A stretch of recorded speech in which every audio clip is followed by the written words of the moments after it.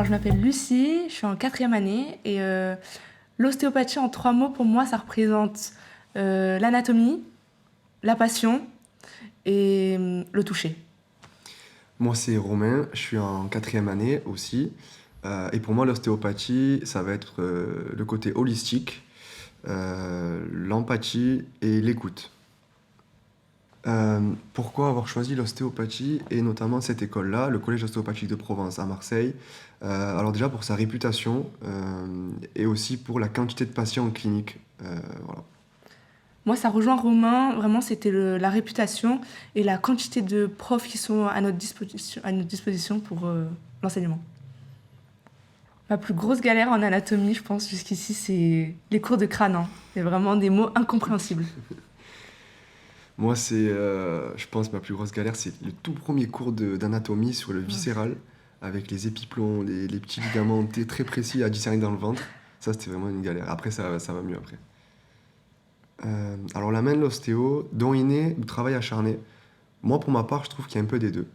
À la fois, je pense qu'on est avec une certaine sensibilité, et je pense qu'après, plus on la travaille et plus on développe le toucher. Je rejoins Romain, il n'y a pas de raison, avec le travail acharné, qu'on ne développe pas le toucher. Alors, le cliché sur les étudiants en ostéo, vraiment, moi, je veux qu'on arrête de penser qu'on est là parce qu'on a loupé médecine. Au moins, c'est Ouais, clair.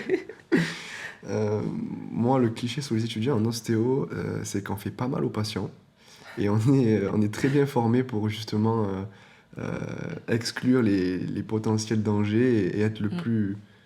le plus, euh, le plus serein possible dans la prise en charge au niveau du patient. Euh, Ma technique préférée, bon, ça vous parlera plus peut-être quand vous serez dans l'école. Et moi, pour moi, c'est le crâne sacrum. C'est une technique avec une main au niveau de la tête et une main au niveau du sacrum, pour travailler, on va dire, tout l'ensemble du rachis. Je trouve qu'elle est assez sympa et pas trop invasive. Donc voilà. Moi, j'aime beaucoup le structurel et un bon vieux dog.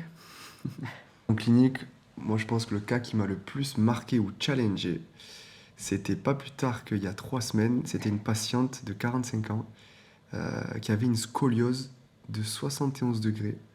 Euh, et associé à ça, qui avait du coup une claudication intermittente, c'est une incapacité à marcher après un certain périmètre de marche. Et je me suis dit, ok, est-ce que moi je vais arriver à la soulager? Et en fait, bizarrement, j'ai réussi à la soulager pour 1 ou 2 mois. Et pour elle, c'est énorme parce qu'elle veut éviter la chirurgie. Mais ça m'a challengé parce que je me suis dit, est-ce que je vais y arriver ou pas? Et ouais, ça m'a marqué. Et je pense qu'elle me marquera tout au long de mes études, voire peut-être même après. Voilà. Moi, c'était aussi il y a pas longtemps.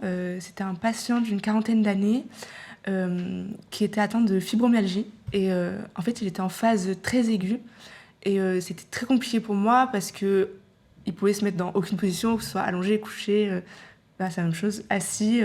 Vraiment, c'était compliqué de trouver une façon de travailler, de le soulager et aussi de le mobiliser. Mais à deux, avec l'aide du patient et la communication, j'ai réussi à avancer un petit peu, le soulager pendant sa crise et puis après, je l'ai revu, bien sûr, pour pouvoir continuer le travail. Comment je me sens dans ma posture de presque professionnelle? Alors c'est sûr que c'est au début assez compliqué parce qu'on est quand même tout nouveau et tout jeune dans la prise en charge des patients donc quand on est en quatrième année. Mais personnellement, je me sens plutôt bien parce qu'on est accompagné de A à Z, que ce soit avec les tuteurs, si on a des questions ou des problèmes. On n'est pas encore lâché complètement dans la nature. Donc ça, c'est une aide assez importante. Donc, ce qui fait que on est toujours accompagné. Je pense qu'on peut dire qu'on est assez confiant et qu'on n'est jamais trop en difficulté. Euh, alors, comment on gère la posture presque professionnelle face au patient? Moi, je pense que c'est un équilibre entre être empathique, c'est-à-dire ressentir ce que le patient nous dit, mais d'un autre côté, quand même rester professionnel dans le sens où pas trop montrer non plus qu'on est empathique comme si c'était quelqu'un de notre famille, ou parce que ça peut du coup briser ce côté professionnel. Et au début, c'est pas évident quand on rentre en clinique en troisième année parce que on a tendance à être trop empathique ou justement trop fermé. Et avec le temps, bon, je suis en quatrième année, mais je pense que année après année, on apprend à trouver un équilibre entre se fermer, rester professionnel et montrer de l'empathie. Et je pense que c'est un équilibre qu'on tend à trouver avec le temps. Ok, alors la meilleure ambiance à l'école, c'est où? Bon, déjà, moi, je vais pas en soirée. Je suis allé peut-être une fois en 4 ans. Et pour ma part, je trouve que la meilleure ambiance, c'est quand il fait beau, donc à partir de mars, au soleil, dans la cour, à l'extérieur, là où on mange, en fait. Ça, c'est vraiment génial. Ouais. Moi, je pense quand même que c'est en salle de pratique. Parce que je pense que c'est en salle de pratique que j'ai eu mes meilleurs fous rires. Et quand même, quand on est avec des bons groupes, on s'amuse bien. Alors, si je devais expliquer mon futur métier à ma grand-mère en une phrase. Alors, déjà, mamie, c'est une prise en charge du corps entier. Donc, c'est des thérapies manuelles et on va faire des manipulations pour répondre à toutes sortes de douleurs. C'est une grande phrase, là. Oui, je sais. Pour moi, en une phrase, à ma grand-mère, je lui dirais que je suis un praticien qui, avec mes mains, essaie de soulager un maximum de patients qui en ont le besoin. Carrément.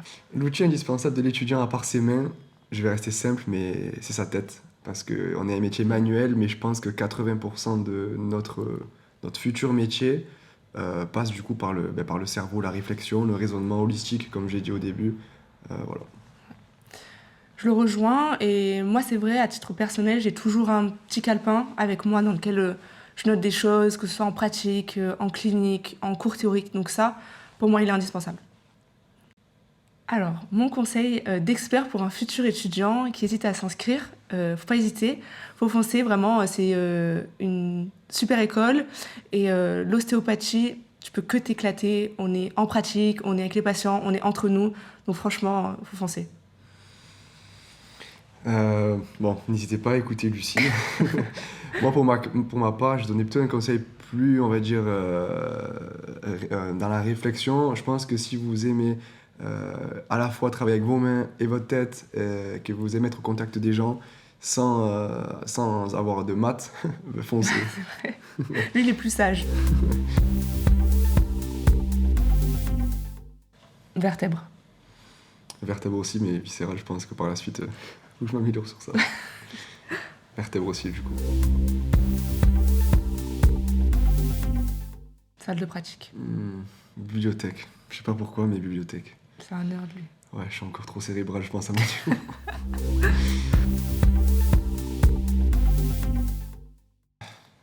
Café serré. Café serré. On n'est pas les fêtards de 4 Ouais. nous. Hein. Café serré, je pense que c'est plus efficace pour Ouais. une bonne séance plutôt qu'une nuit blanche. C'est vrai. Moi, pour ma part, solo. Solo aussi. J'arrive pas à réviser en groupe, Ouais. c'est un truc de fou. C'est dur. Ah ouais, solo.